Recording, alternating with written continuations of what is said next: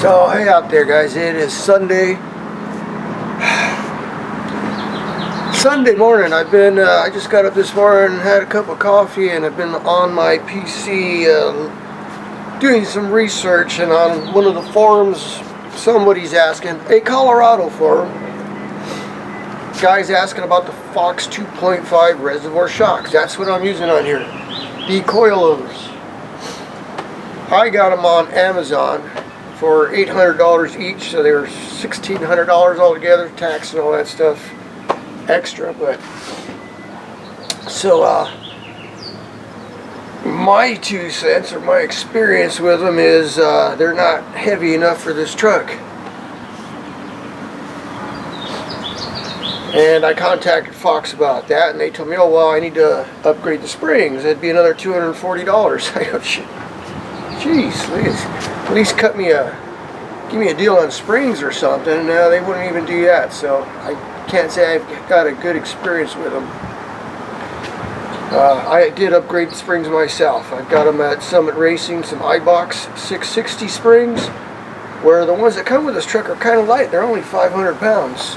Yeah, I think they'd come with a better or heavier spring. But this is specialty stuff. You got to expect that when you're doing something. You got to be more specific.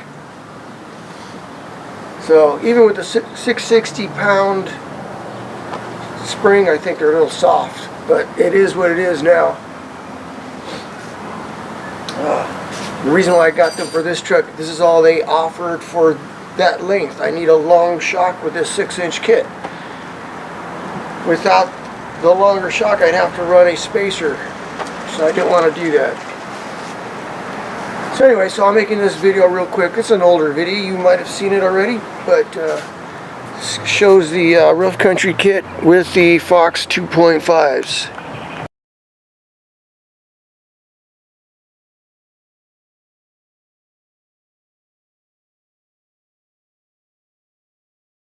Alright guys, a quick look at the suspension. And if you don't know, over let's see, Thursday I was out on the trail. I just went out for a little hike and a little swim down at the creek, but to get out of there you need a 4-wheel drive. So perfect combo, perfect chance to check out or actually look and see how the suspension is working from the underside of the truck.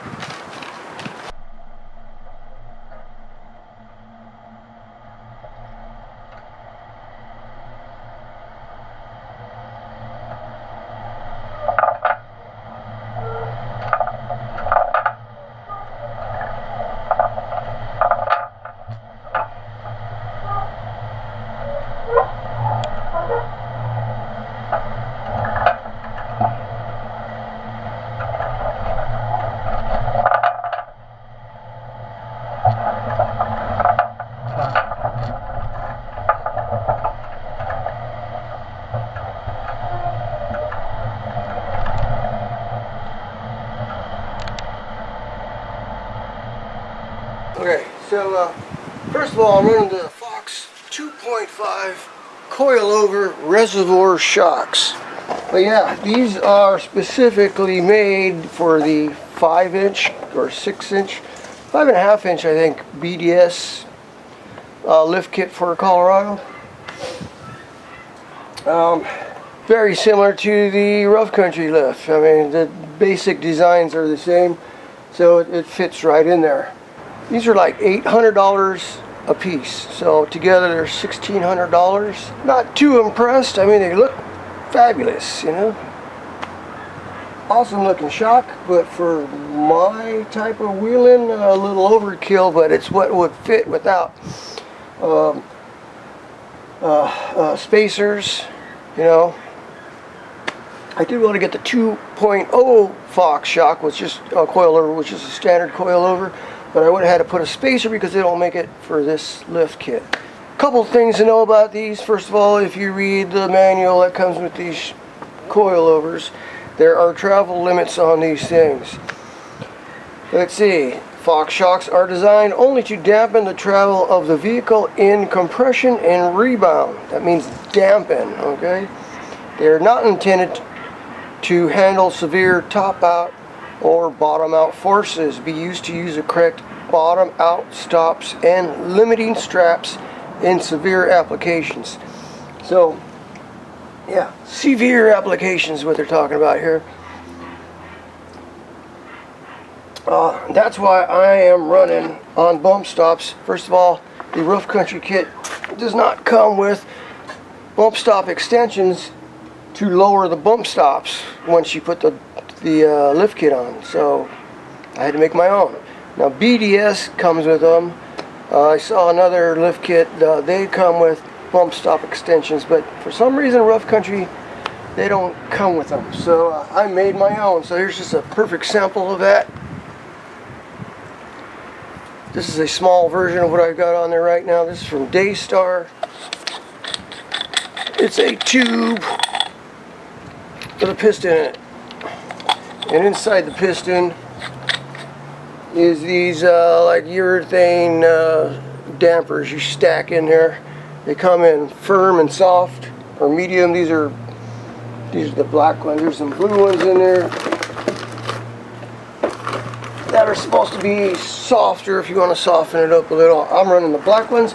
They seem to be working pretty good, but from the video I took the other day, it looks like these springs are almost at full compression where they're going to bottom out. And I'm driving pretty mild. It looks like I'm going fast in the video, but I'm not. So you combine that with the weight of this truck, with the bumpers and the winches and all that stuff, I may have to bump up this spring. A little heavier spring. But for right now, I'm going to adjust these bump stops. And somebody was questioning the bump stops. They want to know if they move in the sleeve. I'm not exactly sure what they're talking about. They do slide in this tube, and this tube mounts into a can that's welded onto the truck. And what keeps this from moving is a ring. See this ring? It's got a snap ring that goes on that groove right there. So you fit that all the way up in the bottom of the can, slide it on the can. This keeps it from pushing up due to the forces, you know. Other than that, that's all there is to it. There's a cap that goes on here.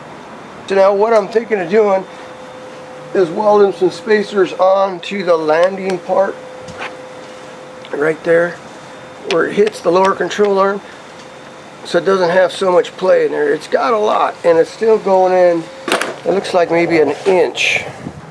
So right now I've got the truck off the ground, so the suspension is at full droop, and I already welded one pad on here just so it had a flat spot to land on. But now it's got I can still stick my finger in between there when it's on the ground. So I'm thinking of tightening that up maybe a 1/2 inch, which will leave a 1/2 inch gap.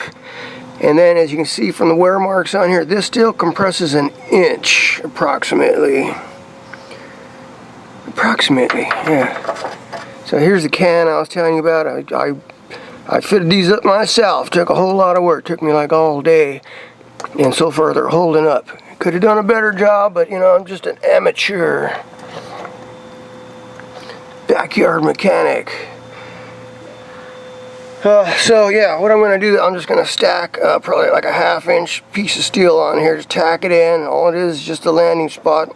You can see a little circle where the bump stop hits. Because these are tight from the factory. If you look at your truck from the factory, you'll notice you probably only got about a 1/2 inch gap between the bump stops, and actually the bump stop goes up here in the factory. So that's how much I had to lower it. I think these are the biggest Daystar Stinger bump stops they make. They're so long. They come in different sizes, and I got the longest ones. Okay, so that's what I'm up to right now since I got the welder out. Alright guys, it's pretty bright out here, but I welded my little plates in just to tighten up that gap there on the bump stops. One thing I wanted to tell you, there is a small rubber bushing, if you want to call it that, or bumper, in the bottom of the coil bucket here. So that the shock body, if it should come all the way down, there is something way down on the bottom there. How effective it is, I don't know. You know, like it says, in severe applications, they advise you to run a bump stop. So,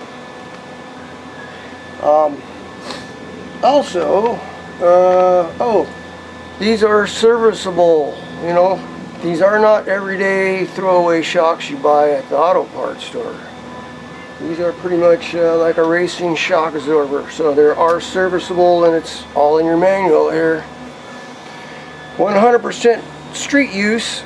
Every 50,000 miles they recommend having them serviced. So just think about that if you want to be servicing stuff all the time, because you're going to pull this out. You're going to be without a vehicle for a while you send them in to get serviced, okay?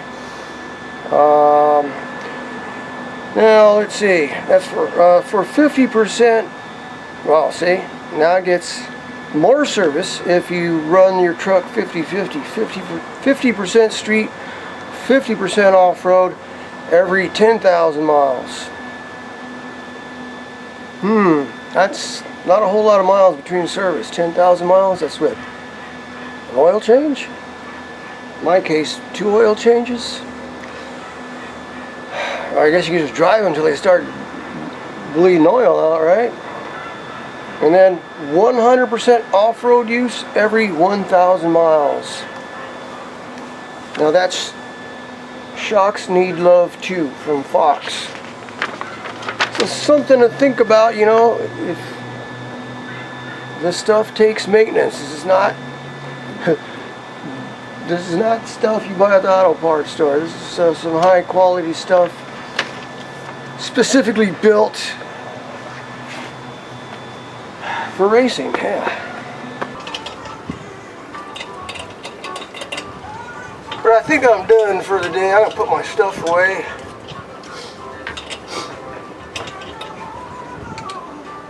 It's 3 o'clock.